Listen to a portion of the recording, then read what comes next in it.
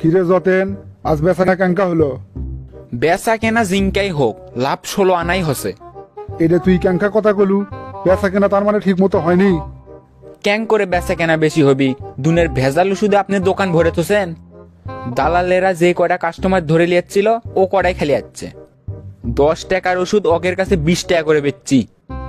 অন্য দোকানদাররা যেটি সারাদিনে 1000 টাকা কামাই করে, আর আমাদের কামাই 10,000। গুড, এটাই তো আমি চাই। অত বেশি বেচার দরকার নাই, বেচবু কম, লাভ করবো বেশি। তাই বলে চাচা এই ভেজাল ওষুধের ব্যবসা আপনি বাদ দেবেন না? ওরে পাগলা, অরিজিনাল ওষুধের ব্যবসা যে খারাপ। 100 টাকার ওষুধ বেচলে মাত্র 12 টাকা লাভ হয়, আর ভেজাল ওষুধ 100 টাকা বেচলে 80 টাকায় লাভ।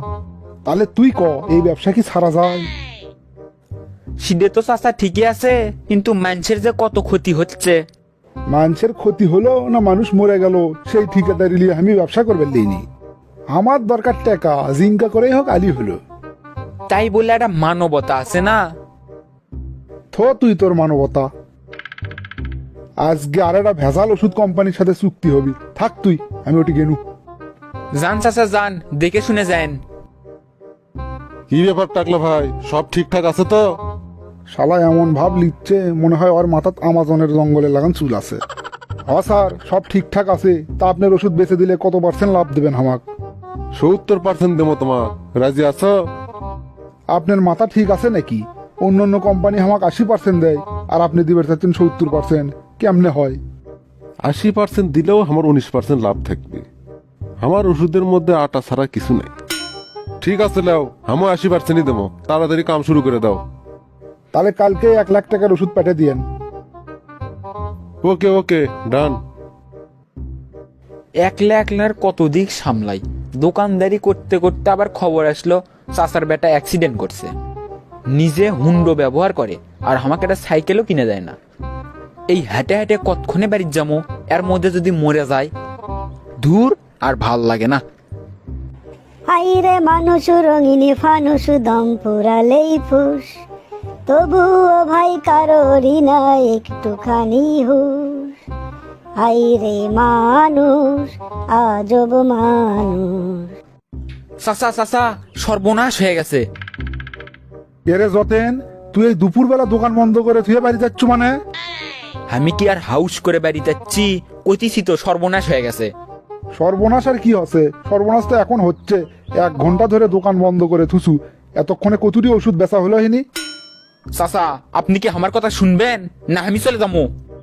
যাই আর কি করবো, আসে যখন পড়ছু ক, কি সর্বনাশ আছে? আপনার বেটা মোটর সাইকেল অ্যাক্সিডেন্ট করে ক্লিনিকে ভর্তি হচ্ছে। হ্যাঁ, কি করলু তুই? এটা আমার বেটা অ্যাক্সিডেন্ট করছে? কে রে, কাজের কথা তুই আগে কবু না? কবারই তো দিচ্ছেন না আপনি, কেন করে কমু? কোন ক্লিনিকে ভর্তি আছে? তাড়াতাড়ি আমাকে লিয়েছ, আমি আর চোখে মুখে কিছু দেখিচ্ছি না রে। কালকে যে একটা নতুন ক্লিনিকের সাথে চুক্তি করলেন, সেই ক্লিনিকেতেই ভর্তি হচ্ছে। হ্যাঁ, করছে কি রে? ওই ক্লিনিকত ভর্তি আছে? ওই ক্লিনিকত সব আমি ভেজাল ওষুধ দিয়েছি। হায় হায় হায় রে, কি সর্বনাশ হয়ে গেল। ও স্যার, ও স্যার, আমার বেটা সল্টেজ বলে এটি অ্যাক্সিডেন্ট করে ভর্তি আছে ওই কুটি। ও, আপনার বেটা সল্টেস, ওর অবস্থা না খুবই খারাপ, এখন চিকিৎসা চলিচ্ছে। আল্লাহ আল্লাহ করেন।